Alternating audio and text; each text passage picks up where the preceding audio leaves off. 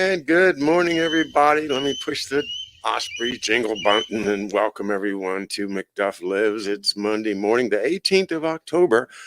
And for those that are keeping score, it's the day after my birthday. So I'm starting my next trip around the sun. And I'm glad you guys are with me. Good morning to Robert, Debbie, Being, Hoos, and everybody else. Glad to have you here. Um, we're continuing our reading of this remarkable book, How the Nation Was Won by H. Graham Lowry. It's published by Executive Intelligence Review, which is one of my favorite sources for information. The EIR that's been published for the past 40 some years is just full of great articles that were written contemporaneously with the events. So you can look back and see how thinking people were interpreting what was going on. What were people thinking about Colin Powell, for instance? Well, it's perhaps worth mentioning the passing of General Powell, the Secretary of State for a while, as well as the chairman of the Joint Chiefs of Staff. But how did he get so high in our government? Well, it has a little something to do with a place called My Lai.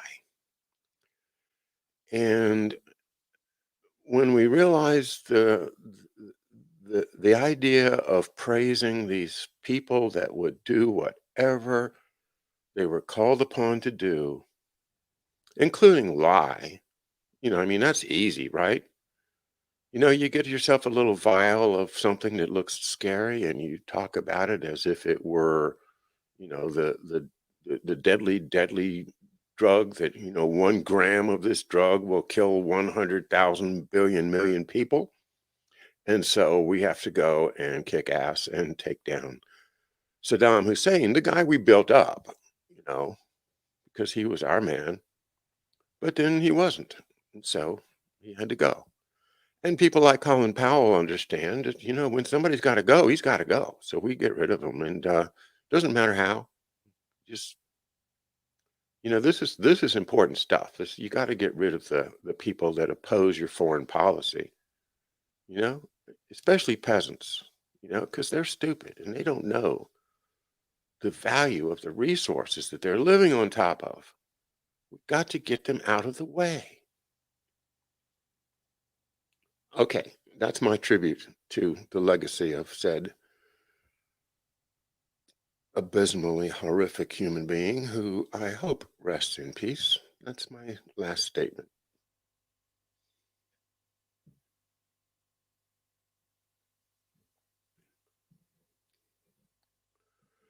Poor Richard's Almanac. Benjamin Franklin's later writings on behalf of America's independence extensively demonstrate his debt to Jonathan Swift. As early as the first Poor Richard's Almanac, which Franklin printed in the year 1733, or for the year 1733, he honored Swift in a special way, employing the pseudonym Richard Saunders.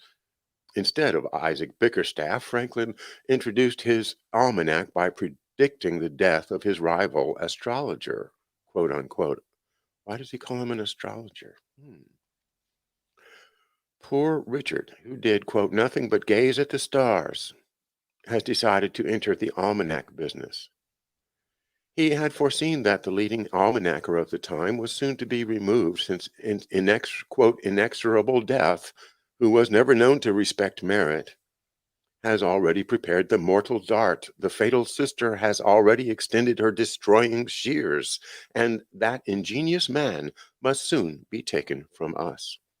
He dies, by my calculation, made at his request, on October 17th, 1733, 3 hours, 29 minutes p.m. post-meridian. Well, he died on my birthday. What does that mean? Poor Richard passed away on October 17th, 1733. I don't know what the 33 might mean. Like Swift's Bickerstaff papers, Franklin's early editions of Poor Richard's Almanac provided follow-up accounts concerning his prediction. The importance Cotton Mather attached to Swift's Bickerstaff papers has already been noted.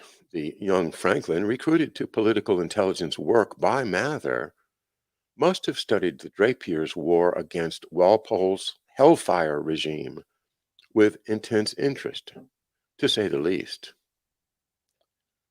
Franklin's opportunity to profile the networks of the Hellfire Club followed Swift's route of the halfpence scheme. Sorry.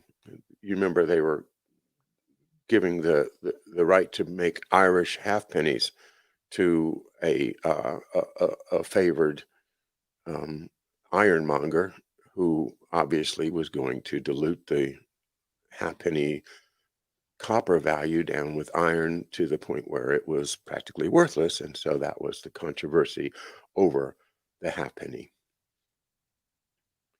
Woods's patent was revoked by the Crown in 1725 in an effort to end the matter, although he was granted a pension, quote unquote, of £36,000. That's what he got for stopping publication of the halfpenny scheme. Franklin, the quote, poor, ignorant boy, had by his own account a position of privileged access to the propaganda battles raging in London while he was there. Some time after deceiving the Hellfire Club with his quote dissertation, Franklin left Palmer's to work at Watts's near Lincoln's Inn Fields, a still greater printing house. Here I continued all the rest of my stay in London, unquote. Franklin did not sail for America until late July 1726. In March of that year, Jonathan Swift arrived in London to coordinate an expanded campaign against Walpole. Remember, Walpole is the Hellfire Club prime minister. His undertaking such a mission as the confessed author of the Drapier Letters is further proof of the power of the movement he had built. Swift wrote the Drapier Letters. On April 27th, Swift even met privately with Walpole to press his case for Ireland. Their meeting settled nothing, Swift reported, for Walpole had, quote, conceived opinions which I could not reconcile to the notions I had of liberty. Swift's correspondence from this period in England is full of references to his meeting and exchanges of letters with leading figures of the Walpole opposition. Franklin's autobiography offers a possible clue to his own connections to Swift's circles at this time. Among Swift's contacts in 1726 was Sir William Wyndham, Wyndham, an old acquaintance from the Queen Anne period. It was at Wyndham's London house in June 1711 that some members and close associates of Queen Anne's anti-Marlborough government formed a sort of private advisory body of men of wit and interest. Swift was a charter member of the group known as the Society, or the Brothers Club. Wyndham became Secretary at War in 1712 and Chancellor of the Exchequer the same year. He was arrested briefly in 1715 during the Whig junto's purge on behalf of George I. At the time Franklin was in London, Wyndham was the co-leader of the Walpole opposition in the House of Commons. At the very end of Franklin's stay, while he was making final arrangements to depart for America, he reports, quote, I was, to my surprise, sent for by a great man I knew only by name, a Sir William Wyndham, and I waited upon him. Wyndham supposedly wanted Franklin to teach his sons how to swim, a little-known talent for the time. It is more likely that Wyndham had some instruction to offer Franklin, but given the care he exercised in his autobiography, he offers no further account of this extraordinary meeting. Benjamin Franklin sailed from Gravesend. On July 23, 1726, he returned to Philadelphia, where he immediately began building a Republican machine of his own. It would soon begin to mesh with Spotswood's ongoing drive from Virginia to open the continent. There were no governors in place, however, to push the project forward. Even Keith had been ousted during Franklin's absence.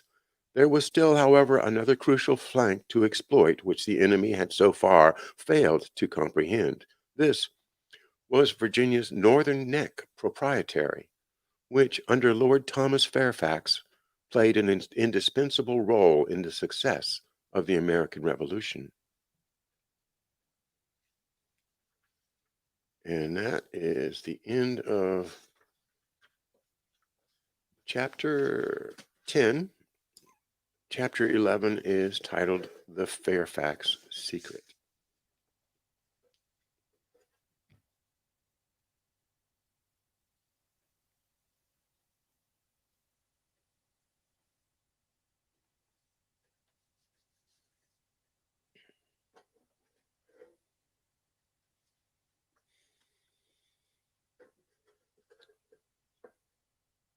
Obviously, me living here in the Washington area, with Fairfax County being the largest Virginia jurisdiction around the city, and all of the names of Fairfax and all, and his association with George Washington, it's natural that I would have some interest in Lord Fairfax, somebody who has not really been studied at all.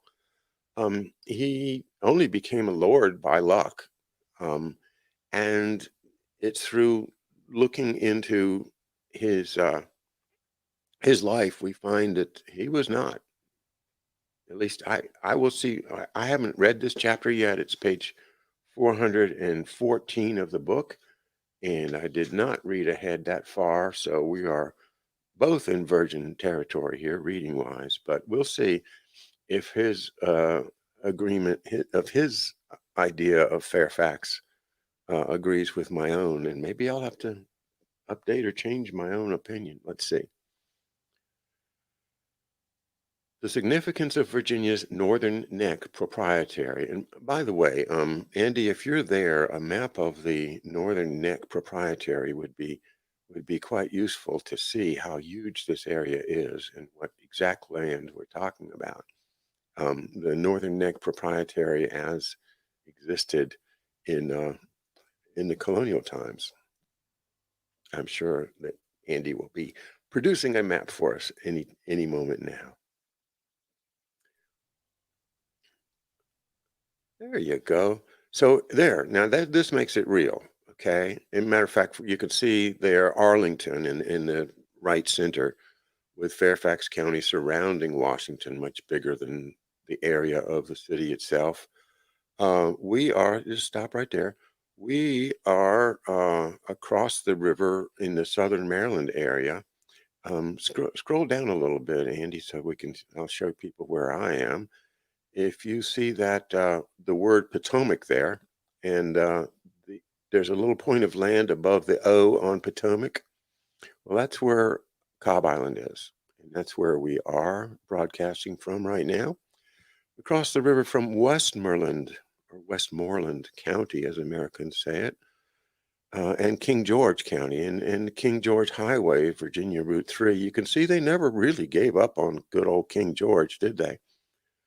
Uh, well, look at this huge amount of land that extends into what is now West Virginia, um, and was at that time a frontier that presses across the mountains. And that, I think, is the point that Fairfax, uh, of the Fairfax secret. But let's read some. During the proprietorship of Lord Thomas Fairfax, 1693 to 1781, interesting, he died in 81, isn't it? That's the year of the Battle of Yorktown. It became the front line for America's breakthrough beyond the vast mountain barrier of the Appalachians and the Alleghenies. Its strategic importance to America was recognized as early as the 1670s, but except to a few, that was not revealed for more than half a century. Without the fact that Lord Fairfax was a patron of George Washington, few works on American history would mention either the proprietor or the proprietary. Even when they do, they fail to report or fail to discover the two most important facts. The first is that establishing the full extent of the Northern Neck Grant was crucial to America's becoming a republic. The second is that Lord Fairfax, a British peer who chose permanent residence in Virginia, used his power to promote that result. Therein lies the secret. During America's colonial period, a proprietorship differed from a royal colony in that it was not directly governed by the crown. The disposition of the property involved was instead placed in the hands of a proprietor who, like a feudal lord, exercised local rights to the renting and selling of land. Such domains were otherwise subject to laws enacted in London to the extent they could be enforced. Under George I, both the Maryland and Pennsylvania colonies were still governed by proprietorships, though both generally became pawns for a time of Robert Walpole's Hellfire Ministry. Royal governors ruled New England, where John Winthrop's Massachusetts Bay Colony had once thrived as America's first republic. Virginia, although a royal colony, remained a special case. Its governors were appointed by the Scottish Earl of Orkney by a grant from Queen Anne from 1707 until the Earl's death 30 years later.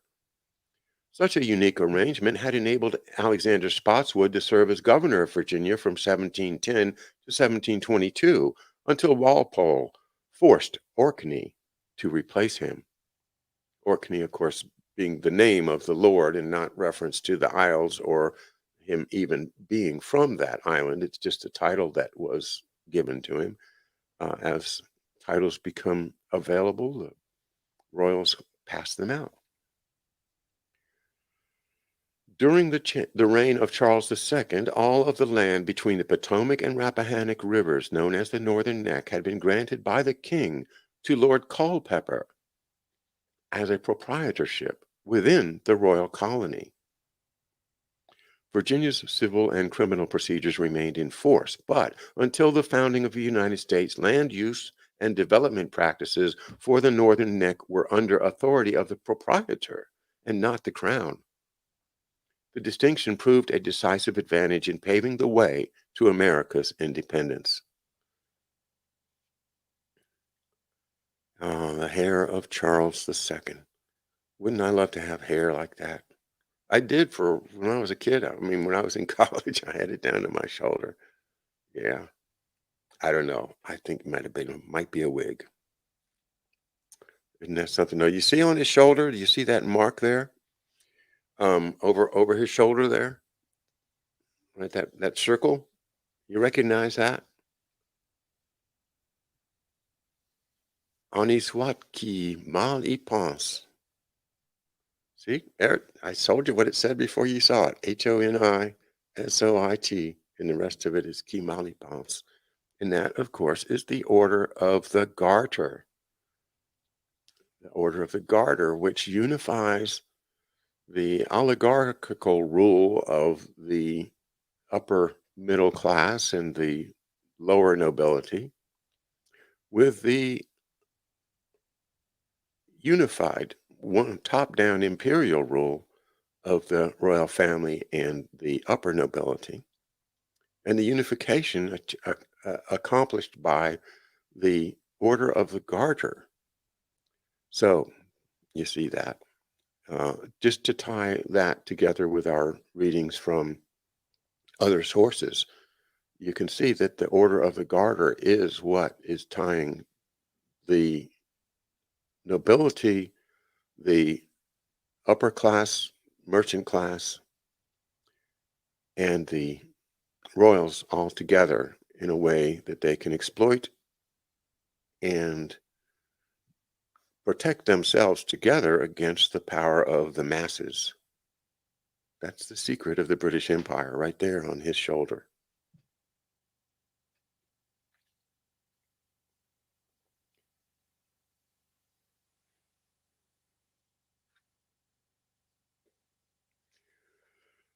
There was no momentous significance from any vantage point to be read into the grant which established the Northern Neck Proprietary in 1649.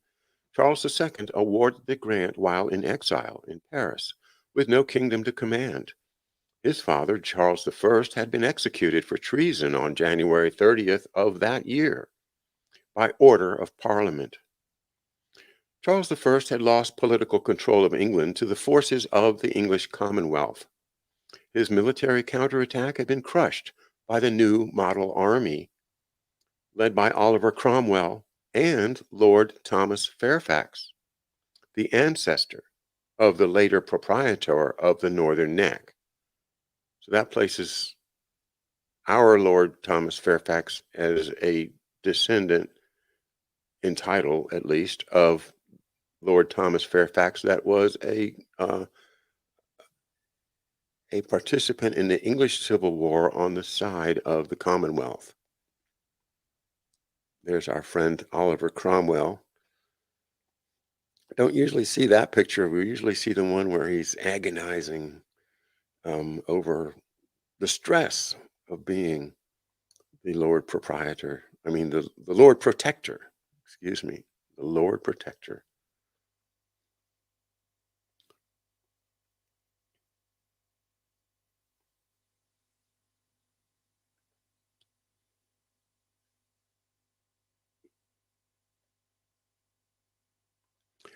Following an orgy of corruption in England, directed by Venetian Dutch financiers during the Cromwell Protectorate, Charles II gained the throne in 1660 after having been tutored in France by the bestial Thomas Hobbes.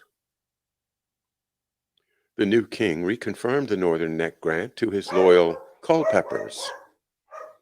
It was a paper fiefdom which had not even been settled. Colonization in Virginia was still concentrated along the tidewater areas of the James and York rivers, converging upon the mouth of the Chesapeake Bay. The Culpeper Grant was defined as the neck of land to the north between the Potomac and the Rappahannock, from the Chesapeake shore to the, quote, heads of the rivers.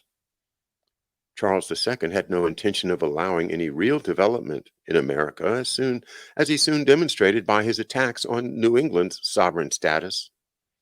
As the figure who once again imposed a monarchy on England over the ruins of the Commonwealth, he generally had to pay for his friends. On immediate account, the Culpeper Grant cost him nothing, yet earned the political dividend of support for his regime. Abstractly considered, the grant was generous enough, even though it construed at the time as an undeveloped peninsula between the navigable stretches of the Potomac and Rappahannock rivers. Their inland reaches had not even been explored. By the early 1670s, it became clear to some that the Northern Neck Grant was of far greater dimensions than anyone had imagined. In 1668, the German geologist John Lederer explorations for Virginia Governor Berkeley established that the Rappahannock River stretched much farther into the interior. Lederer also reported that these lands were extremely fertile, far more so than the increasingly depleted and preempted Tidewater area.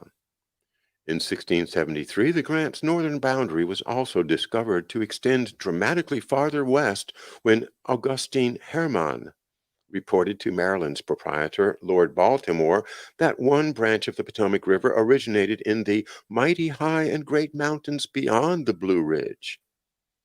The Northern Neck Proprietary was therefore a passageway to the west. Such news certainly reached New England's leaders, since Lederer proceeded to spend several years working for John Winthrop, Jr., the governor of Connecticut, and a correspondent of Leibniz. Lederer also found a pass through the Blue Ridge and crossed into the Shenandoah Valley. His discovery of such vast new prospects was hardly welcome among the great landowners of Tidewater, Virginia. Lederer tried to demonstrate the feasibility of Western development by leading a company of gentlemen on a similar expedition. They turned back and abandoned him even before they reached the mountains. Then falsely reported him dead, and upon Lederer's return declared that he was lying in reporting a passage to the west.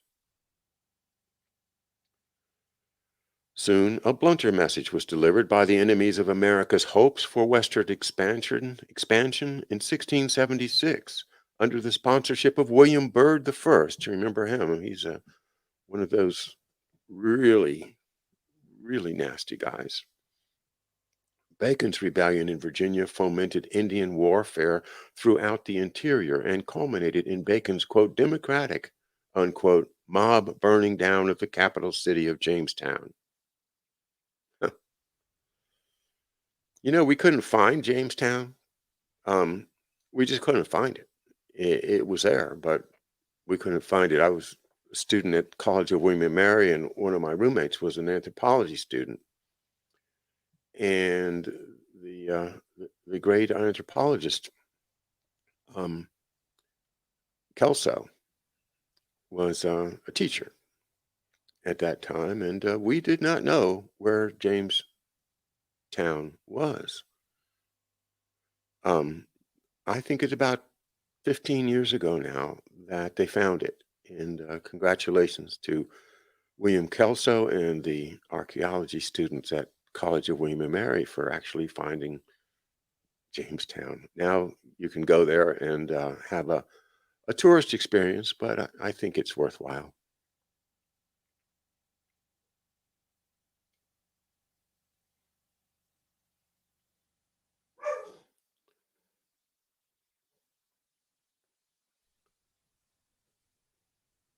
So in 1676 was Bacon's rebellion.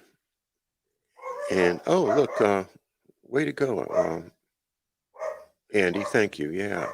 Yeah, that's what they did. They went out there with their little, uh, um, architectural tools and divide up the land into quarters and meters and dig with spoons, being so very careful. So, but they found it. Congratulations.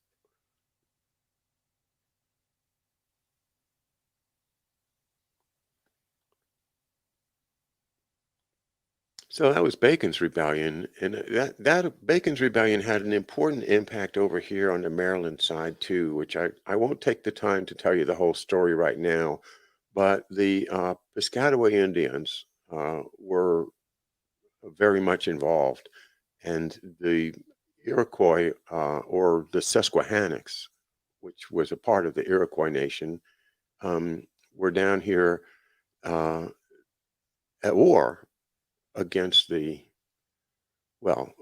against anybody that got in their way. Um, I'll tell that story another time, but trust me, it's interesting about Bacon's rebellion and the effect it had here in southern Maryland.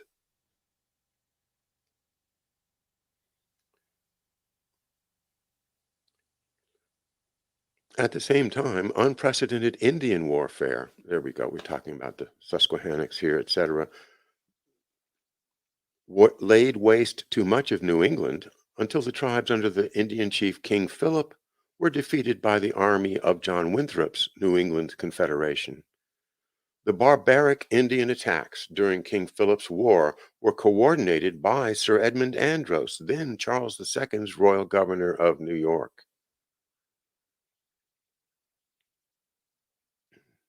So the barbaric Indian attacks upon the settlements in Virginia were coordinated by the governor of New York. That's what he says. Andros. Andros was a royalist. The Virginia events were well known to the 18th century Lord Fairfax, who became proprietor of the Northern Neck. His father's cousin, Colonel Thomas Fairfax, was named deputy governor to Sir William Berkeley in September 1676 during the height of Bacon's rebellion. His grandfather, the second Lord Culpeper, was appointed governor of Virginia when Berkeley died, soon after the rebellion had been put down. Despite Bacon's defeat, his terrorist onslaught had taken its toll. John Washington, the great grandfather of America's first president, was among those who refused to join Bacon's self proclaimed new government. In retaliation, Bacon's rebels looted and vandalized his home. More damaging was the greater restraint now placed on Virginia's settling any lands beyond the Tidewater as a result of Bacon's having inflamed the colony's Indian friends and foes alike. The bright prospect of opening new territories for colonization had been nearly extinguished and was not rekindled until Alexander Spotswood took charge in 1710. That's 30. 34 years later. A momentous amendment. The potential expanse of the Northern Neck grant was not entirely forgotten. The second Lord Culpeper managed to acquire the entire proprietary for himself. In 1688, when his patent from Charles II was about to expire, he sought its renewal from James II, the successor, whose throne was about to topple under the invasion of the Dutch prince, William of Orange. On September 27th, just 3 months before James II fled the country, he awarded the Northern Neck as a permanent hereditary grant to Lord Culpeper. The circumstances were not unlike those of Charles II's original patent, nor did this new grant differ in any apparent respect except for its being made perpetual. Since James II had no foreseeable future as a king, that alteration could hardly have troubled him. Three little words seemingly innocuous had also been inserted to the text of the document. The boundaries of the original grant were defined by the Rappahannock and Potomac to the, quote, heads of the rivers, unquote. The new patent described it as their, quote, first heads or springs, unquote. The slight change in wording would have seemed meaningless in London. In Virginia, however, the amendment proved to be the basis for incorporating a vast new territory stretching beyond the Blue Ridge Mountains into the Northern Neck Proprietary, once Alexander Spotswood and his circle went to work on it. There are some additional intriguing circumstances surrounding the revised grant. During the period Lord Culpeper was seeking its renewal in 1688, Increase Mather, New England's political leader, was also in London. He arrived at the end of May to negotiate the restoration of Massachusetts Bay Charter, revoked by Charles II in 1684. Should that fail, as it did, he was prepared to draft a new charter, securing as much self-government for the colony as he could. He was granted an audience with King James almost immediately upon his arrival and met with William Penn, the proprietor of the new Pennsylvania colony, later the same day. Penn had some influence at court and promoted Mather's ideas behind the scenes, while meeting regularly with him to consider strategies and evaluate their progress. Mather's political maneuvering in London proceeded from consideration of the American colonial situation as a whole. Even his dealings with the Quaker proprietor of Pennsylvania demonstrate that conclusively. 3 consecutive entries in Mather's daily log of his activities are especially suggestive. On June 18, 1688, he met with Penn at Whitehall to review the situation at court with regard to New England, now ruled by royal governor Sir Edmund Andros. Penn discussed possible measures against Andros which would settle his nose, quote unquote. The next day, Penn reported that things should be done for New England to content, that Nicholson should be removed. Francis Nicholson, later the butt of Robert Hunter's satirical play Androboros, was at this time lieutenant to Governor Andros, assigned to administer the New York colony. In his next entry for June 20th, Mather cites another exchange at Whitehall bearing on Virginia, quote, discourse with my Lord Culpeper. 3 months later, Culpeper was awarded proprietorship to Virginia's Northern Neck, with the crucial addition, quote, to the first heads of the springs in the description of the grant. The security of his claim was soon in doubt, however, for in late December, James II fled from the invasion of England by William of Orange, who then seized the throne. Increase Mather remained in London awaiting a new round of bargaining with King William, while exploiting this violent disruption of political authority to strengthen his hand. In April 1689, his son, Cotton Mather, directed a bloodless coup in Boston against Governor Andros. In New York, Leisler's rebellion overthrew Governor Nicholson. The future course of Virginia was soon altered by a remarkable sequence of events. In 1690, Lord Culpeper died, leaving 5/6 of his Northern Neck grant to his daughter Catherine, his only child, and 1/6 to his widow, Lady Margaret. Later that year, Thomas, the fifth Lord Fairfax, the grandson of the commander of the Commonwealth's new model army, married Catherine Culpeper. King William sustained the Culpeper grant to the Northern Neck Proprietary in 1692 and confirmed the title to Catherine's share to her husband. Lord Fairfax's service during the Glorious Revolution left the king little choice. He had been second in command of the Yorkshire cavalry, which secured the north of England for the invader, and was elected to the parliamentary convention which ratified William's claim to the throne. He was also a lieutenant in the Life Guards, the elite unit assigned to the personal protection of the king. But King William and his Venetian Dutch bankrollers had no interest in developing Virginia. That same year, the king appointed Sir Edmund Andros governor of Virginia. Don't you love old maps? That's great. Let me see.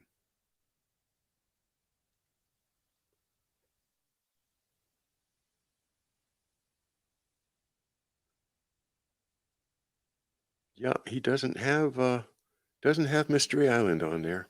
I guess it was still a mystery back then.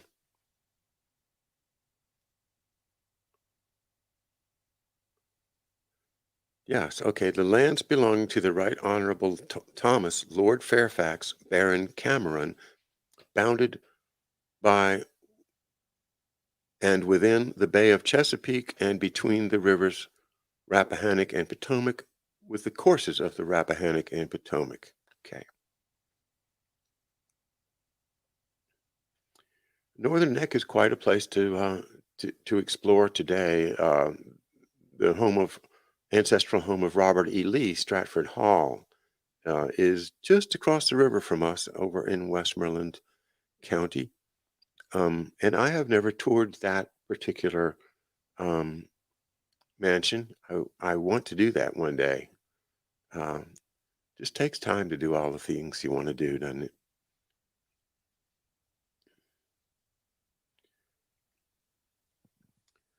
The young Lord Fairfax. Thomas, the sixth Lord Fairfax, was born on October 22nd, 1693, at the family seat at Leeds Castle in England. Like much of the landed aristocracy, the Fairfax family's financial position steadily declined as the speculators and moneyed men behind the Bank of England seized control of the economy. Isn't it funny? That's the bank seizing control of the economy. Wow. Hello. The Fairfax farms in England were operating at a loss, and their Virginia proprietary was too undeveloped to generate any significant income. Thomas Fairfax did not grow up expecting to inherit great wealth. Upon his father's death, the major item left to him was a mass of debts. He was only 16 when his father died in January 1710, leaving his 5/6 share of the Northern Neck to his widow, who then willed it in trust to her son. The holder of the remaining 1/6 interest, Lord Culpeper's widow, also died that same year, leaving her share to her grandson, the new Lord Fairfax. The young Fairfax had in effect become the sole proprietor of the Northern Neck at a momentous time, for in 1710 Jonathan Swift helped launch a broad offensive to break the Marlborough cabal's stranglehold on Britain, and Alexander Spotswood became governor of Virginia. There are a number of indications that Thomas Fairfax was soon influenced by Swift and his circles. The same month his father died, Fairfax was enrolled at Oxford's Oriel College, where the provost was an old acquaintance of Lady Fairfax, and also a relative by marriage. Another relation, one of his closest friends, was already attending the same college.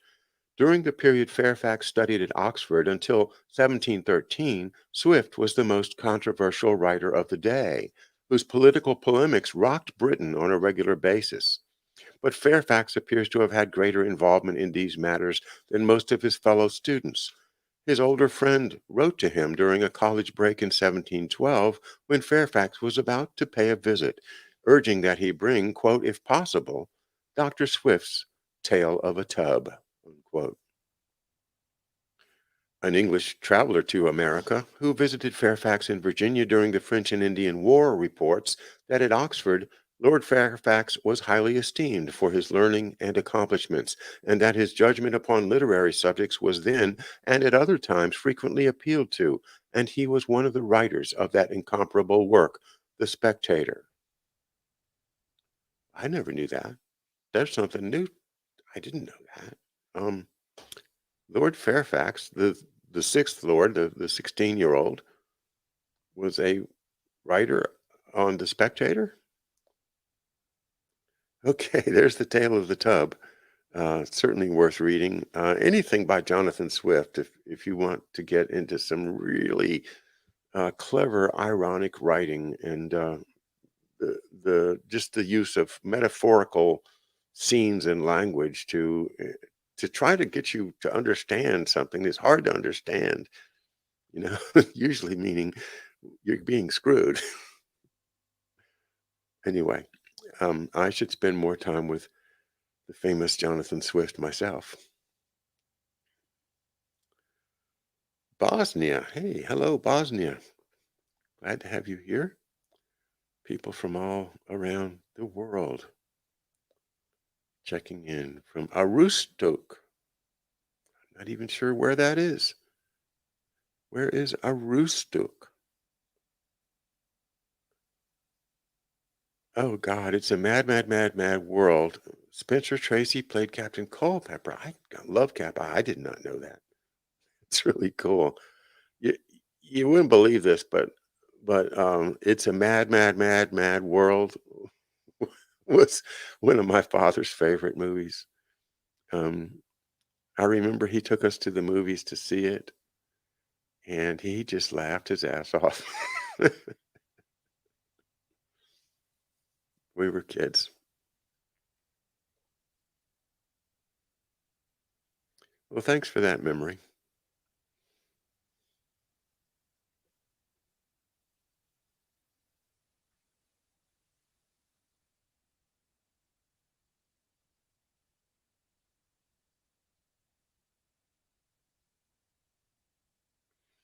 The Spectator was the weekly journal of London's literary wits, and Swift was a frequent contributor.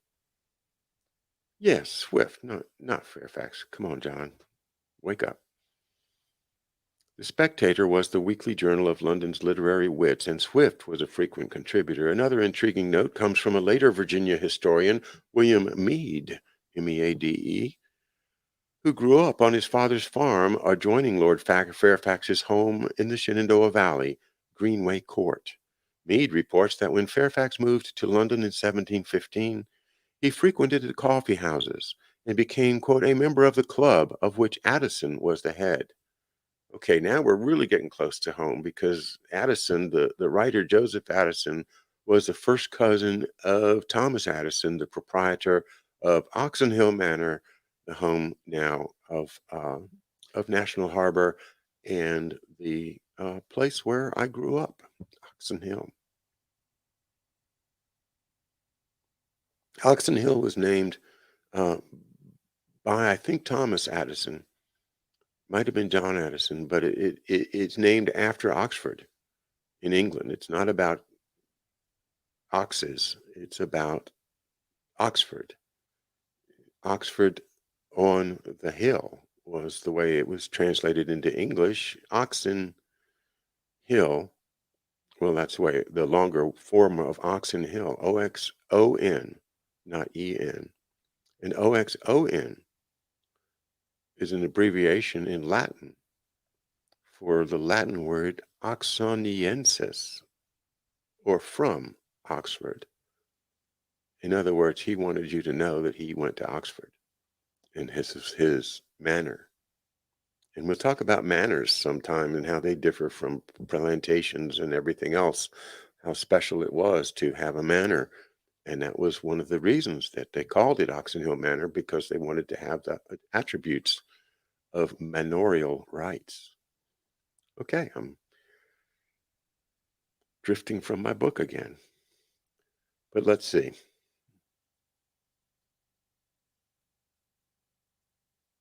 He was. Lord Fairfax was one of the writers for the Spectator. That's what it says here. So both him and Swift. You're both right. These few clues to Fairfax's early life provide no proof of his outlook during that period. They do establish, however, that Swift was no stranger to him politically, and that he was directly involved with the same circles. Fairfax was nominally a Whig, a label once worn both by Swift and Harley. His mother had supported the Whigs, which perhaps secured Lord Fairfax's appointment to a minor post on King George's palace staff in 1715 in the office of the treasurer of the king's household. That a peer of the realm was assigned such an obscure position is a strong indication that he was not favored by the Whig junto lords. More significant is the fact that Fairfax soon became known as an anti-Walpole Whig, aligned against the apostle of corruption who brought his Hellfire ministry to power in 1721. Walpole's political coup immediately resulted in the removal of Fairfax from his post in the king's household. As the Fairfax heir, descendant of several English military leaders, Lord Thomas then obtained a commission as coronet in the Royal Regiment of Horse Guards, the Oxford Blues. The commander was a leading Walpole opponent, Charles Marquis of Winchester. Fairfax later honored him in naming Winchester, Virginia, the Shenandoah Valley base for George Washington's expeditions into the Ohio country. The Virginia career of Lord Fairfax as a proprietor of the Northern Neck establishes beyond any doubt his support for America's Republican cause. Subsequent portions of this history will demonstrate that, but it is useful in this section to look ahead to one particular piece of evidence. Following the death of Lord Fairfax at his Virginia home, not long after the British Army laid down its guns at Virginia in 1781 in Yorktown, an inventory was taken of his library at Greenway Court. One entry stands out, by far the largest for any single author, quotes 13 volumes of Jonathan Swift's works.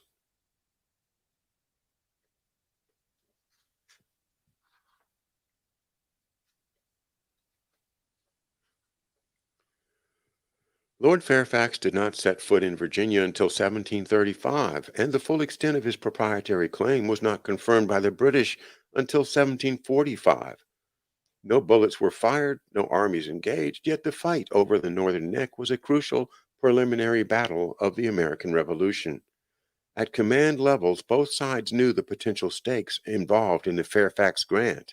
Long before Fairfax came to Virginia, once Alexander Spotswood became governor in 1710, the issue became one of practical significance. And I think that's a good place to stop on page 423. It's quite a fascinating idea, isn't it, that there was this grant out of the Virginia colony called a proprietary, and that proprietary was granted to Lord Culpeper, and Lord Culpeper's possessions came into the hands of his daughter's husband, Lord Fairfax. And the timing was remarkable, was it not? That if he had been a couple months later, then he would not have gotten his grant confirmed by James II. He would have had to deal with William, who would have said no.